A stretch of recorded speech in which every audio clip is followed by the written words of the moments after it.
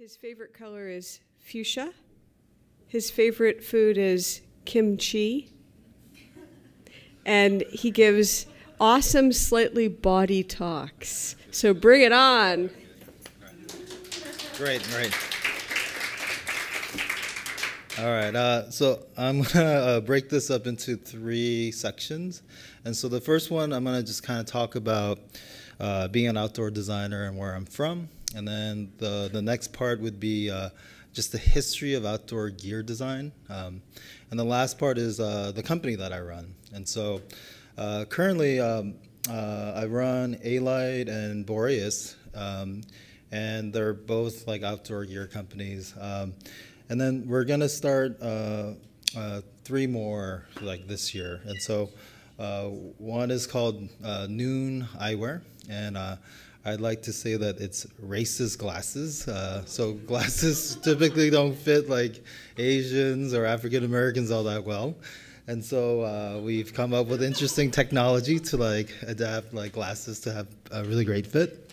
And then Tiny Tools is just little gadgets that are really interesting. And then Hermit is a women's helmet company that we're coming up with. And so women don't wear helmets because it messes up their hair, and it just all the helmets really suck. And so, but today I'm going to talk to you more about Alite, and then I'm also going to give you insight on how we started all these small companies and stuff. And so they're really small companies, so it's not too hard to start a small company, right? So, but I'll give you insight into all of that stuff, okay? So, all right, so let's start with me. I grew up in Anchorage, Alaska, right? So not a lot of people there, but it's a great state to grow up in. You could definitely see Russia from there. So look how close it is. On the tip, there's an island that's half Russian and half Alaskan. And so it is true, you can look at Russia from Alaska. And so, but why did I leave Alaska? And so in Alaska, there's only 3 girls in Alaska. And so one is Sarah Palin and the other one's Bristol Palin. And then there's a movie called Pee-wee's Big Adventure. And there's a lady named Large Marge, and so she lives up there. Okay, so I had to leave. There's only 3 girls there, so I have to leave. And so it was hard leaving Alaska because it's like 24 hours sunlight in the summertime. So when your mom says come back before dark, it could be 3 months before you have to actually come back. And so it's just an amazing place to grow up. So I left Alaska. My option was to be a designer or be a commercial fisherman. And I really wanted to be a commercial fisherman, but I got a scholarship to a small design school at Purdue University, and I went to school there, and I became a car designer for Ford Motor Company. And so so I told that story about getting that promotion. So it was amazing at the beginning to work at Ford. I thought that was like the pinnacle of like design. But it takes 7 years to make a car. And I still see cars that I worked on a long time ago still being introduced. And so it just is a really slow industry. And it's hard, it's brutal. You're not allowed to talk to the design director for like 10 years. And so there's this pecking order that happens. And so it's a tough field. And when I got a misaligned promotion, I was like, I should really leave and go to Stanford University. And I went to their graduate program in product design. So at Stanford, I studied women's high heel shoemaking and learned how to pattern make and work with leather. And make really, like, high heel shoes is really technical. It's very similar to like technical outdoor gear. And so pattern making, working with fabrics, leather, just an amazing craft. And so I found out that North Face was in the Bay Area, and they had been bankrupt the year before. And I said, you know, they're always going to need designers, so I should apply. And they liked my background from being from Alaska. And so I had done all the sports that they value. And I had a design degree, and I had studied sewing, and so I got a job there. So I was their design director for 7 years, working on their hard goods, equipment, backpacks, tents, all of that stuff. North Face was a great job, but after 7 years, I had to leave. I just wanted to do something else. I wanted to make stuff with my hands. And so I left it to work part-time for Timbuktu. They had a factory here in San Francisco. And so I was just really happy sewing. And so I had left all that corporate design, flying all over the world, meeting up with athletes and testing products, to go work in a basement here in San Francisco. So Timbuktu was awesome. It was just like the perfect mix. And then I was only working for them half-time. They could not afford my regular salary, and so they said, we'll pay you half the amount, and you can work for us for half the time. So that was interesting because I did really well for them. It was just a really fun job. I was head of their product department, and they loved what I was doing, like sewing really hard, that they made me a full-time offer. And I said, I only want to work part-time. I will increase it to 60%, but you should give me office space. And because you know about this other company I started, Alite Designs, and I think it has some legs. I think we have about 2 people, and they're just working out of my apartment. So if you give me office space, I will work for you a little bit more, and you don't have to pay me. You have this office space down in the basement. I'd like to use it. So they went for it. And so I helped grow their business, as well as they helped me launch like Alite. And having an office space with moving out of your apartment and getting an office space, man, that is so good for a company. And so it was so awesome. And so I worked for them for a year and helped them grow. I think a lot of the products I made for them helped them grow 50% the next year. And then again, they made me another offer and said, we like you so much, we want you to work full time for us. And so the management wants you to decide. You should quit your company and work for us full time, or not work for us at all. And I said, that's easy. I'm going to pick my company. My company, we had launched these chairs that only have 2 legs, and so you balance with your other 2 legs. You could sit on a side of a hill. You could use it in your apartment.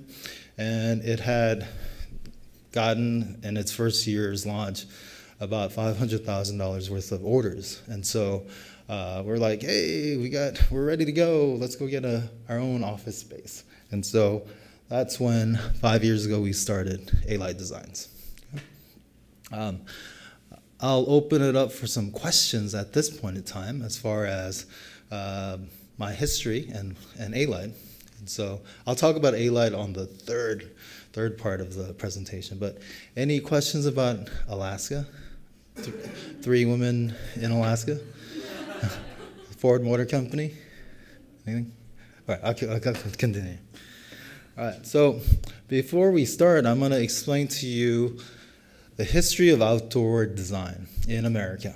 Okay? And a lot of it starts in the Bay Area. Bay Area is like the hub of outdoor design. I didn't know it at the time when I moved here, but it's just like almost every company started from here. Yeah? So, and also Southern California. Okay. Gregory, yes. Yes, but Patagonia started in, Chenard started here in Berkeley. And so it was called Chenard, like Ironworks. And so I know my history. Right, so let's start at the 1900s when people were just heading up to Alaska to go trap beavers and like catch things. And so in Seattle and in Maine, L.L. Bean started in Maine, and then Eddie Bauer started in Seattle. And so this was the outfitters. And so a lot of people, hunters and stuff, fishermen, a lot of the outdoor stuff was all mixed together. And so they would go into Seattle and then catch a plane up, and they would go hunt. And so you could see Eddie Bauer's sporting goods store, and you could see all the elks and deers and stuff outside, okay? Surprisingly, so Eddie Bauer had the first patents on quilted jackets. And so that's the picture from their patent and stuff. He also was an avid badminton player. And so he has patents on birdies and stuff, and it was a huge pastime in the 1900s. And so when world wars happened, the government took over Eddie Bauer and Ella Bean and made them make jackets for bomber pilots and things like that. So their technology was like really highly sought after. So that was kind of the first start in America of like the kind of the outdoor world. And so that's like 1900 to 1940s, 50s. And so in the 70s, all these like companies like came about, and so especially on the West Coast. And so North Face was a gear shop in North Beach that would sell the best stuff. North Face stands for the north face of a mountain, which is the coldest like side, and so less traveled, so like the most technical side. And so, but you know, it got bought by a lot of people. Esprit started from like the founders of North Face, and then Mountain Hardwear started from people from North Face, and then Jan Sport stands for the lady Jan and all her two of her friends who helped start Jan Sport, and they were up in like Washington area. And then cca Designs was in Berkeley, but they moved to Colorado recently. Okay? But all of these like companies started has roots in the Berkeley area because of Yosemite. And so in the 1970s, this was the hotbed of rock climbing, going backpacking, and partying it up. And so there was crazy, crazy parties in the 70s where a lot of people would work in outdoor shops, and they would just have these amazing, like drug, like infused parties, and then they would go out and climb and just live in like in the park at Yosemite, and so they call it kind of the dirtbag living. No one got into it because it was going to make any money. They just really loved the lifestyle. So now this is the 70s in California, in San Francisco. So free love, everything's going on. And so it was just an amazing time. And a lot of these people made gear for their adventures into Yosemite and stuff. Okay? So, let's see. Yvon Chouinard. And so there was an interesting group that I met through North Face that belonged to the A16 group, and there was this kind of like group that just made gear for themselves. And so they would work at outdoor shops to get the free gear or discounted gear. And so, and they would go out and do these adventures and stuff. Eventually, so this is kind of what they were doing, right? So, and Yosemite was such a crucial part of how they were living their lives. And so Yvon Chouinard started making really a lot of like metal gear for climbing. And so eventually that would turn into Black Diamond. And so Yvon Chouinard also started Patagonia. And so Patagonia and Black Diamond were somewhat related, and then it spun off. And so for liability's sake, Black Diamond really went hard individually on climbing gear. And so now Black Diamond is kind of the leading technical outdoor brand in the U.S. In the 80s, clothing and skiing became really, really popular. In the 80s, ski jackets were all primary colors, black and red, black and yellow, because it was so small that when you would talk to the fabric people, they would not let you do custom colors. So you had to pick the primary colors. So that's why North Face and all their jackets were all primary like colors. So in the 80s, it started booming. Like extreme skiing really like started to happen. Snowboarding got introduced kind of more mid 80s. And so extreme like sports just started to get into focus. In the 90s, early 90s, they call this outdoor chic. It's when sorority girls in the Midwest started wearing the Denali fleece jackets out in public. And so they call it outdoor chic. And it made it into the fashion world. And then it just started taking off. That's when all the companies that started out in Berkeley and there must have been like 30 outdoor companies in the Bay Area. And so they just started taking off. And those climbers and those athletes who had originally started the companies, they just could not handle keeping it all together. Like they didn't have the business background to grow it to be that big. It just was kind of a crazy time. So a lot of businesses failed. A lot of businesses got acquired. And so North Face has been bankrupt, I believe, half a dozen times in its lifetime. So most people think that they've been really steady for their whole history, but no, they've been bankrupt many times. There's been embezzlement, they went public, and like it's been crazy, all right? So, but in the 90s, that's when you saw it really like catch on. And then with snowboarding, X Games, and kind of the extreme nature of the 90s, it kept on going. And so all the outdoor gear, when it was in the 60s, 70s, it was all about backpacking and getting connected to Yosemite. But here, it just became really extreme. So all the marketing turned into solo journeys, aggressiveness. So this is a typical ad that you find currently in outdoor gear magazines. And so it became a solo journey about taking it to the extreme. And so it kind of lost its edge on introducing people to nature. And it took this really serious approach. And you'll see it in retail stores. And so if you go to retail stores and if you don't know what you're doing, they make you feel bad about what sports you're supposed to do, right? And so all of their gear and how they sell stuff is based on these sports. And so if you're new and you want to get connected to nature, it's really hard in the current outdoor realm because of this history. Okay?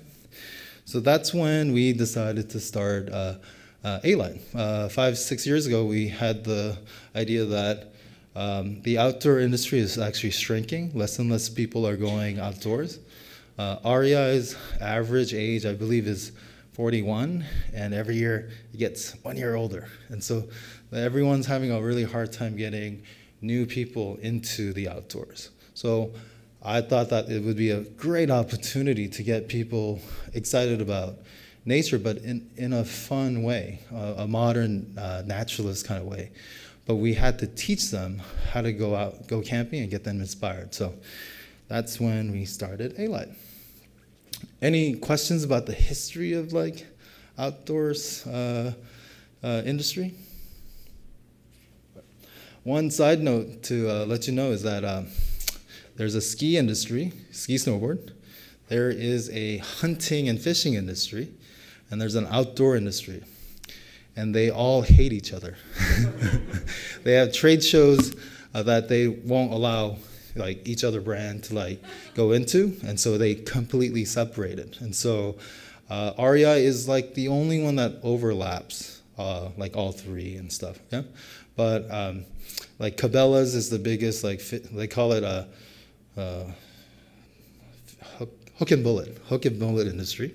Okay, and then you got the REI is the outdoor, and then for skate and surf, it's like a lot of mom and pops, little small shops and stuff.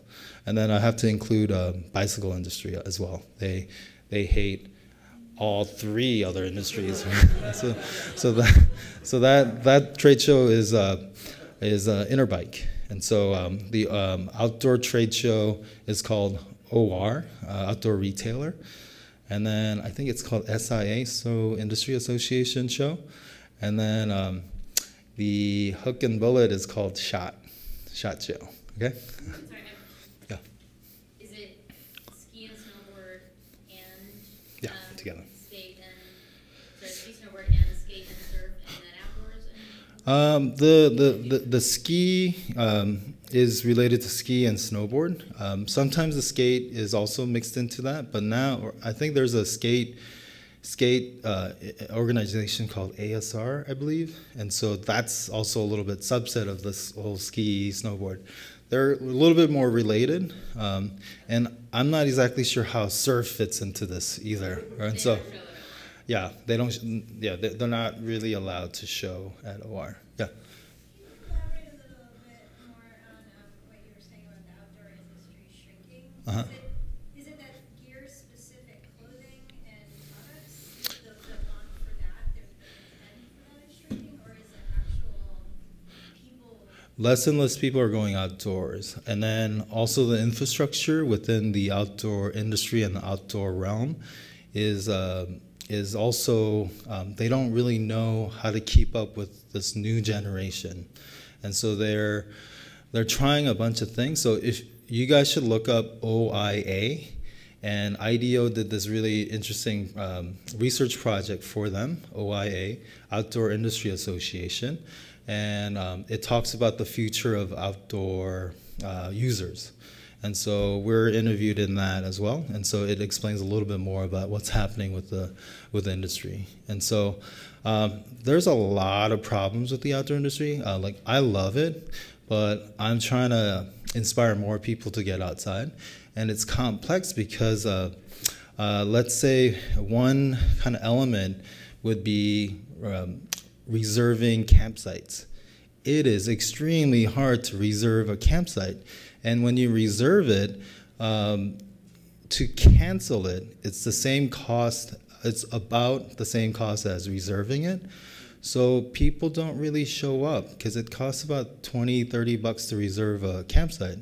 And so if I'm busy, $20, $30 doesn't seem that much to like cancel. So a lot of campsites are half empty. And so you can't really get a connection to nature if half your places are empty and not a lot of people are getting outside. And then because the outdoor industry is selling such technical stuff, it's made for you to look at a magazine and go, okay, how light is this thing? How small can this thing get? And it's made for that. So if you're a beginner, like, you're completely lost in this current infrastructure of like finding all the techie gears and stuff. And so REI is the most friendliest outdoor shop. So if you try to go to one in like Butte, Montana, you're gonna get laughed at for not knowing what you're doing. And so there's this like machismo factor that really kind of cuts into like people getting introduced. And so, and then try this little test out with your friends. Ask them when the last time they went camping. And so they'll say, a lot of them, if they went car camping, they will apologize for going car camping. So they'll say, I'm sorry, I don't know if this counts, but I went car camping last weekend. And so to me, that is being connected to the outdoors. That is being that is camping, but we're really apologetic that it's not this aggressive, like you're climbing a peak type of being outdoors. Okay, great. I'm gonna continue on with Alite and explaining kind of our philosophy on how to solve that. So, let's see. Okay, so how did we start this company? It wasn't us coming up with a great product idea and trying to like grow the business. Our mission is to get people outside. We say outside instead of outdoors. Our mission is for you to get the transitional like inspiration to make it camping. But we don't think that you should go straight into camping. We think you should maybe go for a hike, maybe go hang out and have a barbecue, go to the beach, ride your bike. So we want to really promote that, and how do we get people to be inspired? So we're mainly interested in 20 to 35-year-olds, and so we picked that generation because it's a generation that has to get inspired by the outdoors, and so the outdoor industry will be really healthy if we could figure out and inspire other companies to get other people interested in going outdoors. And so we're going to attempt to inspire 20 to 35-year-olds who may never have gone camping. In fact, they actually might be scared of going camping. And so we're really interested in that side of it. So the person that we're focusing on is, let's say they just graduated from college and they got a job here in San Francisco, and they've lived in the suburbs, and they come here and they heard about like hanging out outdoors, and they're interested, but they don't really have the background to do so. So they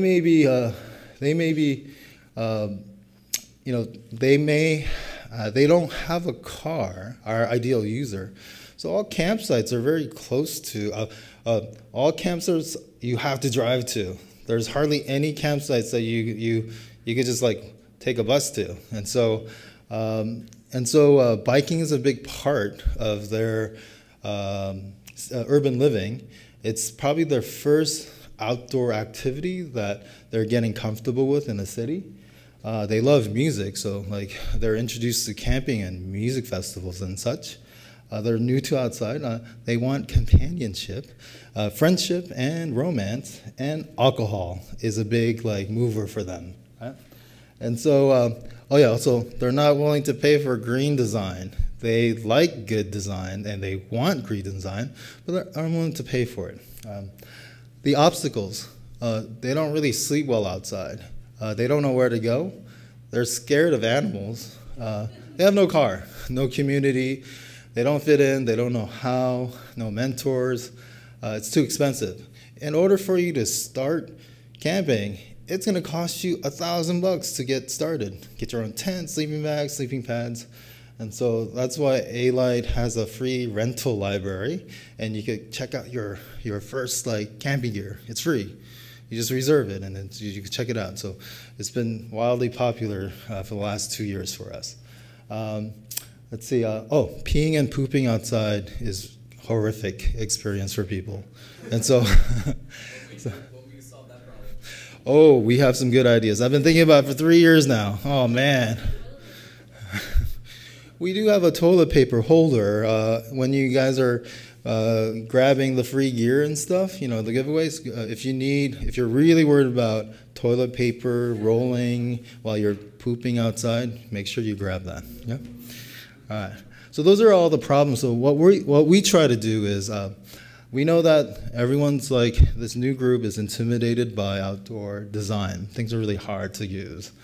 They don't really have the knowledge to like get started. And they're not really supported. So what we want to do is come up with great design, really fun, interesting designs. We want to be, on the designs, we actually want it to work not only outside but inside the home. The more versatile it is, the better it is for our customers. And then information. So starting next year, we will have the best beginner camping resource on our website. And so it'll get you really inspired. We'll be partnering up with a lot of cool restaurants from San Francisco to teach y'all about cooking outdoors. And so there's a funny thing that happens when beginners go camping, or even seasoned outdoors people when they go camping. They buy food like it's the end of the world. And so they buy the big bags of chips, and they just are stuffing their face through the whole trip. And then they waste a lot of food. And so they may waste $200 worth of food for a weekend getaway, but they're unwilling to pay $200 for a nice tent. And so we're trying to solve that. So we may have to rent tents to people. And then we'd like to show people how to cook better, fast, and in the right portions. Okay? So we're going to try to partner up with a lot of friends from like Mission Chinese, Ken Ramen, and all of our friends who know how to cook well, and they're avid like outdoors people. So, and then inspiration. So we do a lot of events that get people inspired, and so I'll explain those to you guys as well. So, so we make a lot of products, what we call kind of innovative, great designs, and so they're really simple, novel, kind of aha thing. So we started with furniture, and so we think the furniture that we make should also work for you at home. You're usually living in a smaller, like shared, like apartment. When you have friends over, you kind of need to bust out some furniture, but you could also use it for music festivals or camping. So our aluminum leg chairs fold up to nothing. They're about this small. They weigh about 1 pound. And they fit in a bag. And so that's kind of a like aha design that we like doing. And so we have, we think cooking and drinking is an important part. So we make a lot of like cooking utensils that also can travel with you. And so on top of that, we've started curating other people's designs and trying to tell the whole story. So our mission is to have we currently have a small store, but next year we'll open up a bigger store that curates the more casual, fun collection of outdoor gear. Yeah. We're also working on giving you the right information. So we get a lot of people calling us, even though we feel like we've designed really simple tents, we have to do a better job. We get phone calls in the middle of the night from people saying, I don't really know how to set this up. I know you showed it to me at the shop, I've seen your videos, but man, I really don't know how to do this. And it's our fault. Like, we think that we're designing the wrong gear for people, right? We're designing really simple outdoor gear for the traditional outdoor market, but a beginner camper needs a lot more simple stuff.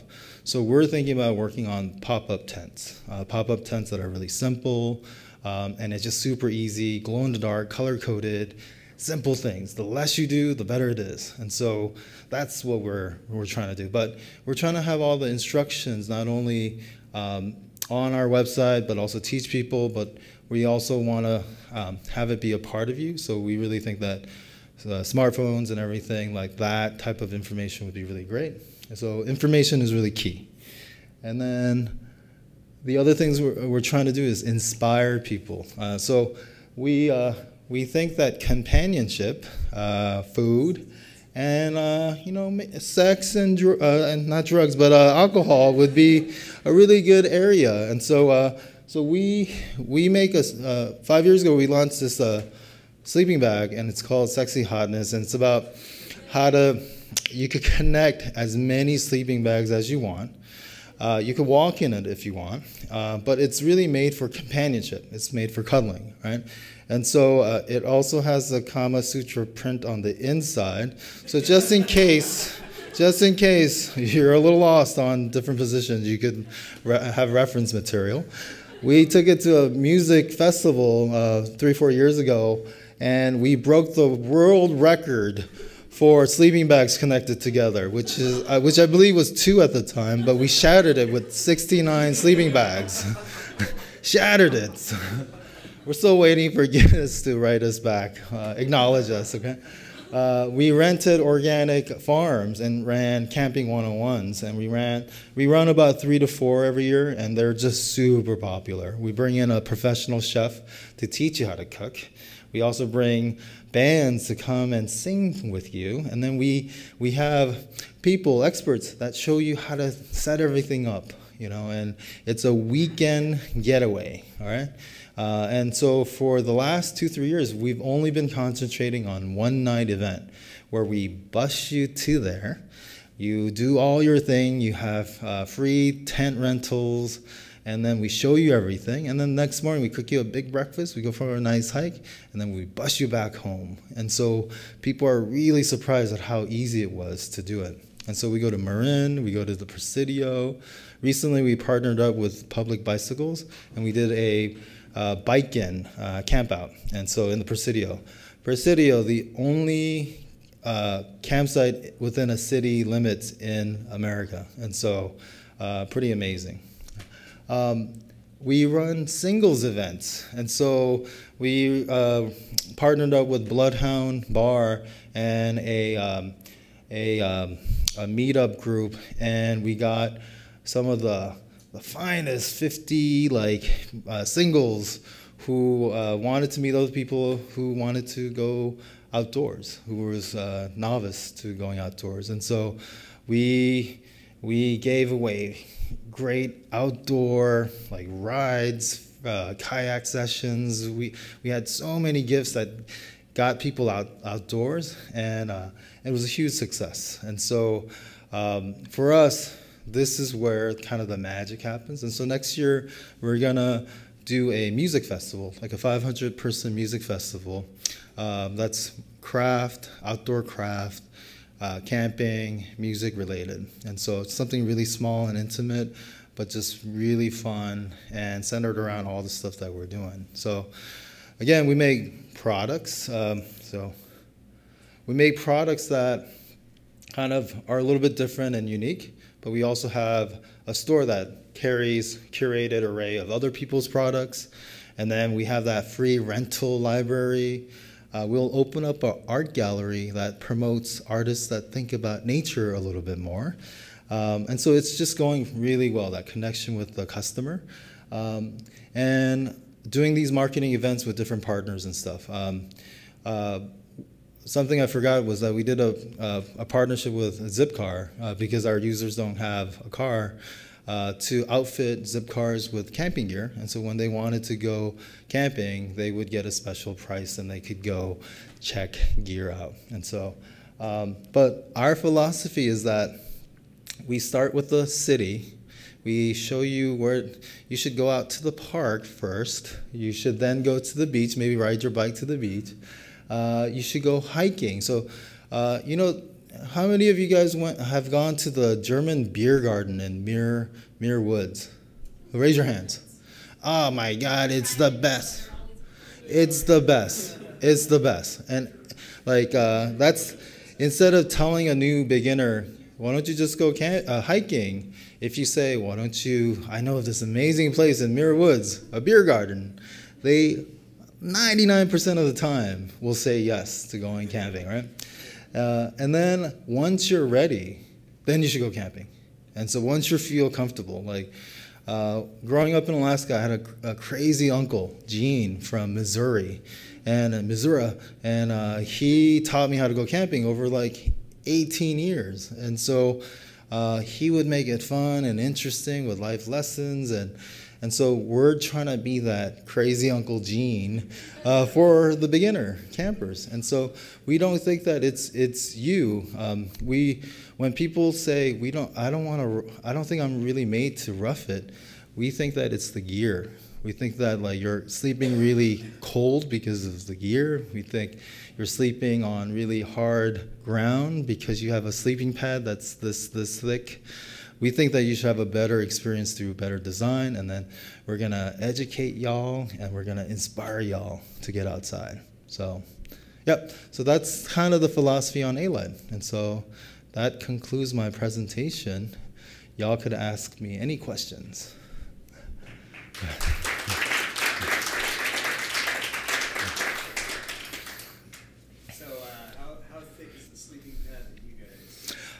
So we have a friend, the luxury is that I have so many friends who have started small companies. So there's a company called Nemo Tents, and they make these blow-up sleeping pads. And so it's a foot actuated sleeping pad, and it's more comfortable than my bed. And so, and it fits into this big of a stuff stack. So we offer that in our lending library. And so for a lot of you guys, if you guys are new to camping, you should, for next year, try our lending library. And you guys will get hooked up with the sweetest gear that we've handpicked it so that it's so easy. And there's a laminated instructions, like great pictures, not a lot of words, but great pictures about how to use all the stuff. And you'll look at it and go, wow, I could use this at home as well. This stuff is so beautifully crafted. We have these beautiful enameled like cups that are from England, and they're so beautiful. And so they would look great in my apartment. And so that's kind of the philosophy that we have. Yeah, yeah. Yes. Yeah. So something that I really like about your company is that you're exposing more and more people who don't necessarily have backgrounds in nature to the outdoors. And maybe this is part of your philosophy, I'm not sure, but exposing more people to the outdoors will kind of give them an appreciation for nature. But something that I find really interesting in the outdoor industry that I think that a lot of outdoor industry products don't address is that they're made of plastic. Mm-hmm. And that's kind of a huge environmental problem. Yeah, I think with the outdoor industry, and it's an interesting, it's always been an interesting problem where you're pushing cutting edge materials and technology that may not have the best interests in mind as far as sustainability. And then when I was at the North Face, we played around with a lot of like sustainable materials, and it just would not stand up to the rigors of the usage. And so it's this interesting balancing act. And so for us, our chair is like a beautiful product. It's still a work in progress, but you could take all those legs and you could cut all the elastic cords and you could recycle the legs. We're working on, we have a few like canvas like slings that we make in San Francisco. We actually built our own like factory in San Francisco to make small runs of stuff so that we could learn about how to make more sustainable products. And it's fascinating. It's this balancing act of performance and sustainable stuff. It can be done, but design, a lot of designers learn how to make stuff and put it together, but we're not really taught how to put it apart. And so, but we're learning a lot about it, and it's getting really fun. We're playing around with a lot of wood, like bamboo legs for the chairs, a lot of sustainable stuff, and we're learning a lot. And I think it's through just educating this design group that works in the outdoor world, because there's no schooling for it. And so we're, on a side note, we're actually working with a lot of veterans to try to figure out how to write books for teaching backpack making, tent design, and sleeping bag design. And so check back with me in like 6 months, and it might actually get started. So, yeah. When we were out in the lobby, you were talking to Leslie and I about this kind of start small, grow slow Yeah. sort of mentality that I think is a refreshing Yeah. difference from a lot of what happens in the valley. Can you say a little bit more about that? Yeah, so when we started the companies, we got a lot of help from people who are used to starting like tech startups, things that are supposed to grow really fast in 2 years and you're supposed to sell it off.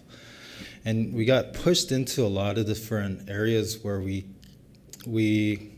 were being led in that direction. And my philosophy is that we got into outdoor design not to become millionaires. We just wanted to live kind of our lifestyle. And so all of our friends work for our company, and then it's sustainable. It's only supposed to be 5 to 10 people for each brand that we have. And so we have about 20 people working for us right now, and we're all friends. And there's a big difference between trying to grow it to be this gigantic thing versus we grow at 25 to 50% a year. And it's really like we use our own money on it, and it's profitable, and we don't try to grow beyond that.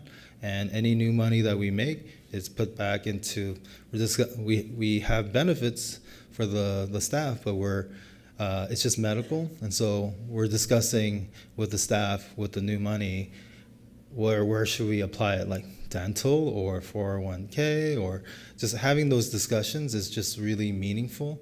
And all the people that work for us, most of them live in San Francisco. And so it's just amazing to be a part of the community. And it took a couple of years. Alite's been around 5-ish years. 2 years was we were caught up in that grow fast. And a lot of business people would ask me, what's your exit strategy? And I didn't really have an exit strategy. I just was barely hanging on to see if it would survive. And so, and it survived. And one of the best books that inspired me to kind of stay on course was this book called Raising the Bar by Cliff Bar, founder. And so that is like the best book. If you want to start your own company, man, it lays it out exactly. Like, I read it maybe 3 years too late, and so it would have been perfect when I first started the company. And so that was really helpful. And then on top of that, my advice to you guys, if you guys are going to start a company, sit down with a accountant and talk through like the financial side of it, some common best practices to run a company. And that'll actually make you feel a lot more confident about doing your thing, because a lot of my insecurity came of stuff that I didn't know and I didn't want to ask because I felt like I should know it. And so I would let a lot of other people kind of dictate that pathway. And so if you read that Cliff Bar book and then you meet with a financial advisor, accountant, you'll be way ahead of the curve. So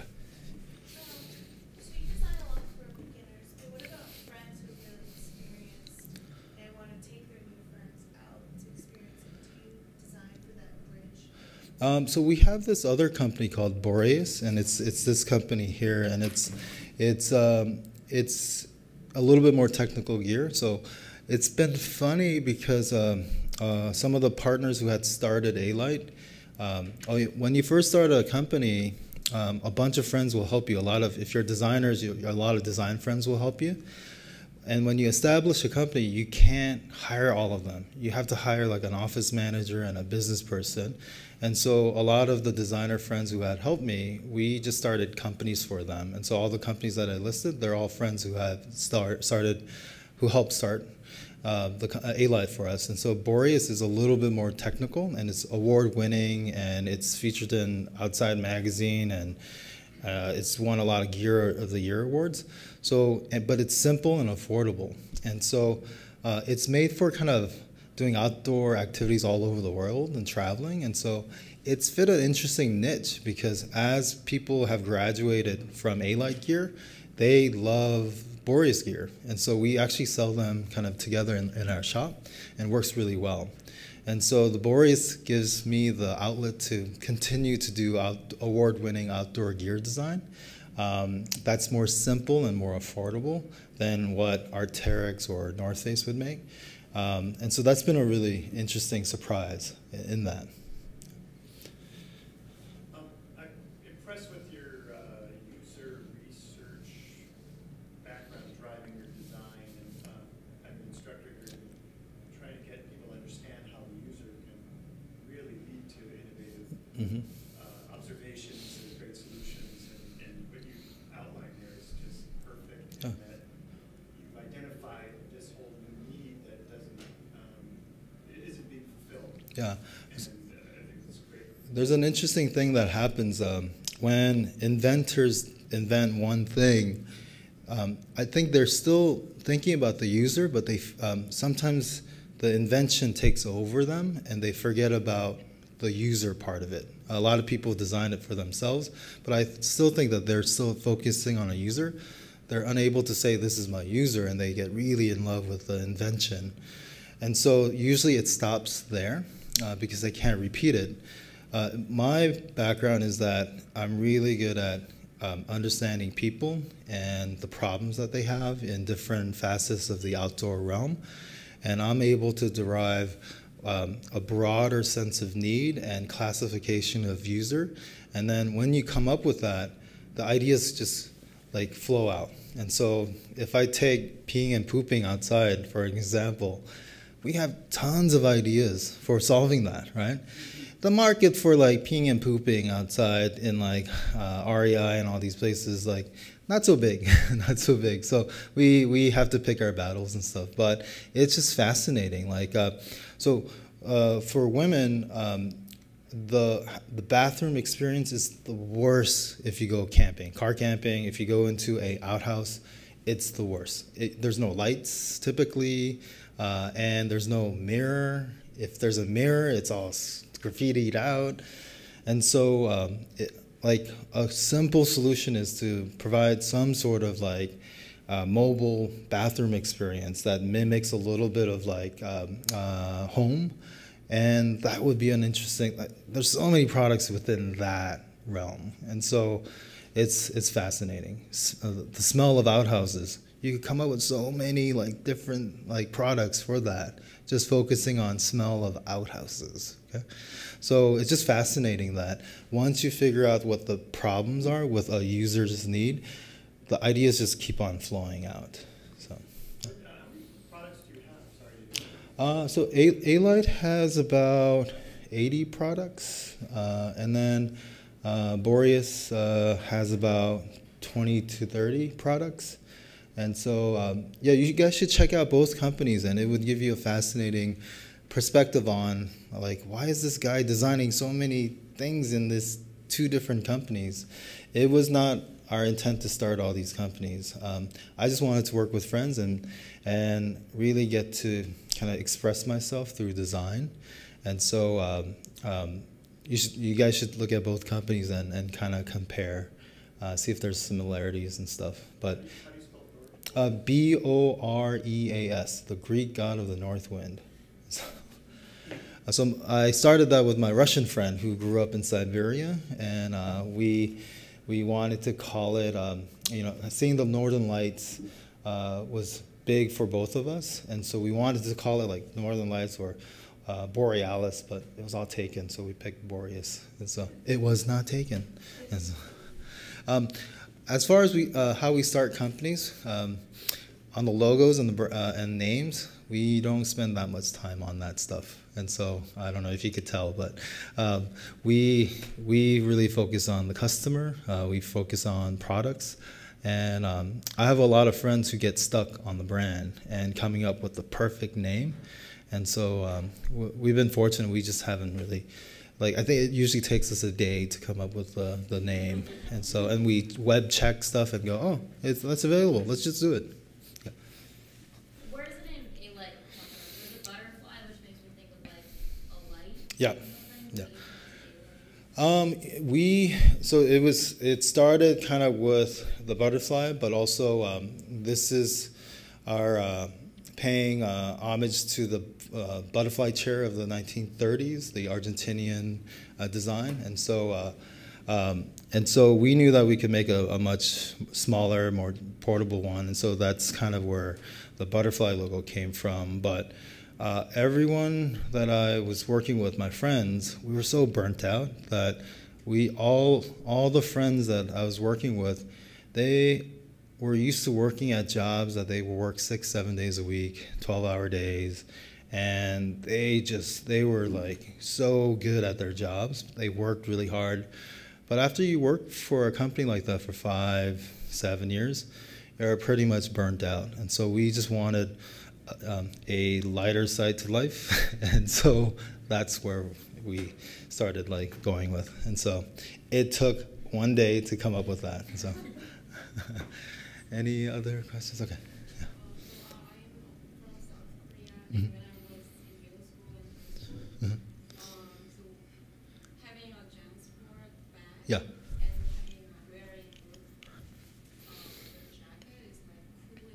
Yeah. Yeah. Yeah. Yeah. Carry the jacket. So, but I think those experiences helped me to have a really good impression of that brand. Mm-hmm. So do you imagine your company can be, some of your products can be used for more like everyday life rather than just for outdoor experience? So the ideal thing for Alite is all the stuff exists in your home. So this year we'll be launching full-size furniture. And all of it just kind of exists in your home. And when it's time to go camping or to the beach, you just take your chair and go pack it up and you go. The utensils, in the ideal sense, we want to really fulfill this transient living. And so, and if we get it right, that dual usage, man, Alite's potential is huge, because no one's thinking about it that way. You separate your camping gear versus your house gear, and so we think that it could merge together, especially living in San Francisco in a small apartment. Another side note to like different marketplaces, Korea. So Korea is the #2 market for outdoor gear. The U.S. is #1, Germany is #3, and Japan is #4. Okay? So Korea was really low, but they skyrocketed because the whole country is interested in wearing outdoor jackets. They don't have an infrastructure for camping. So in Seoul, it's very mountainous, but there's not a lot of campsites because it's right next to North Korea, and so it's tons of military people on there, right? So Korea is just learning how to camp and be outdoors, but they're the #2 market because they buy the very expensive jackets and backpacks. And so it's a very interesting infrastructure. It's very different than Japan.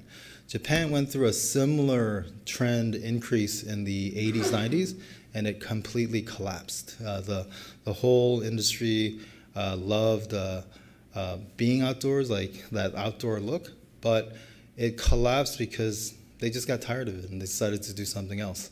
Korea might go through the same thing, but in Japan, after the collapse, they started doing this music festival called Fuji Rock. And so it's the biggest outdoor sales driver because you have to hike 5 miles into it, and everyone is decked out in the coolest clothing.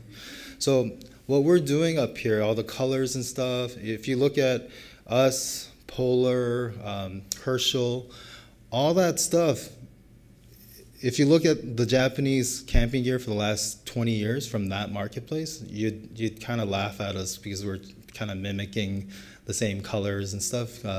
And so for us, we have original designs that contribute to kind of our uniqueness. But Japanese, man, they are so good at young design. You should go to Japantown, and there's a magazine store there, and pick up Go Out magazine or BPAL magazine, BEPAL, and you guys will love it. It's just the most amazing stuff. And so fashion and outdoors mixed together.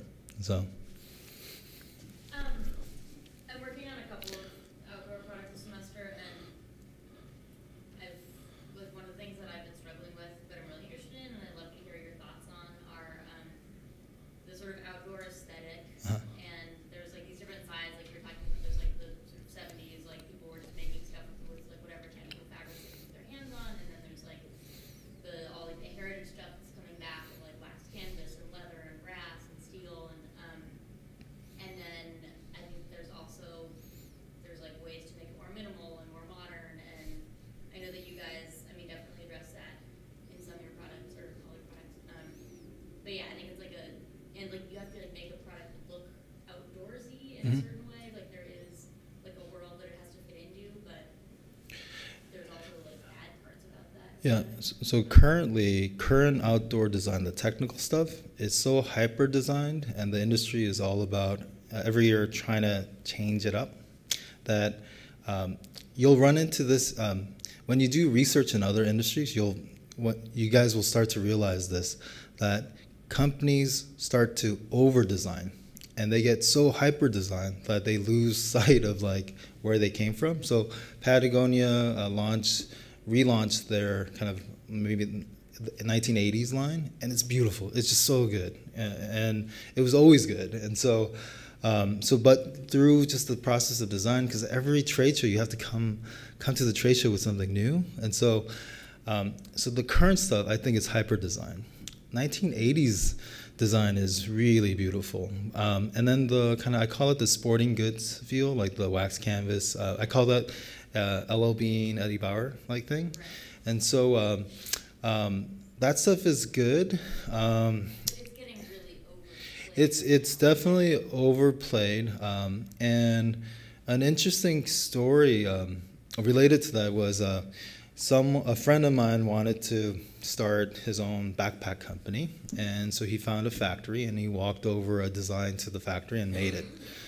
And so he was so in love with the fact that he was able to make this basic backpack. And I said, hey, that backpack was designed by my friend, Skip, who started Jansport. He's still alive. He's like, he comes over and we have lunch. You just copied his design. And I can't fault my friend who copied the design, but we're just learning about how to make things. And so he was enamored with how to make things. And a lot of the factories here in America, the technology level is so low that they only could do basic stuff. And so a lot of Made in America has to be that wax canvas feel, like direction with just simple lines, because we've lost that investment into that technology. So I work with this crazy factory in the Philippines, and it's a Patagonia factory. It's the best factory in the world for outdoor gear. And so, what's that?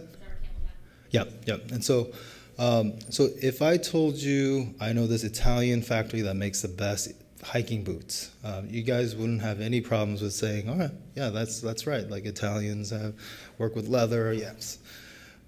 This Philippine factory for 25 years have been making the best like outdoor gear, and so their technology that they have is just so superb. They pattern make off of 3D software. They laser cut everything. They have a laser bed that is as big as this auditorium to cut fabric rolls, right? And so they know how to weld. They don't have to sew anything anymore now. They just glue stuff together. And so it's just a beautiful thing. Now, as far as what is right, I think it's really has to be centered around the design and your personality, and what you think your customers would want.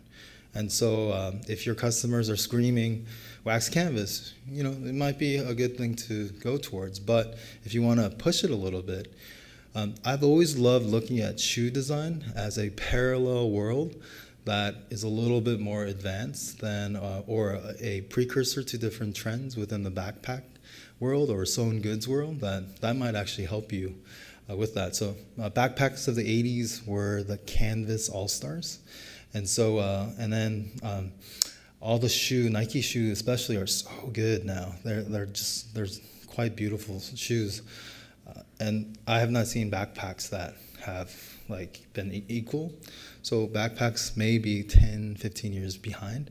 So you might be able to go through some of that stuff. Like I love Simple shoes when they first came out.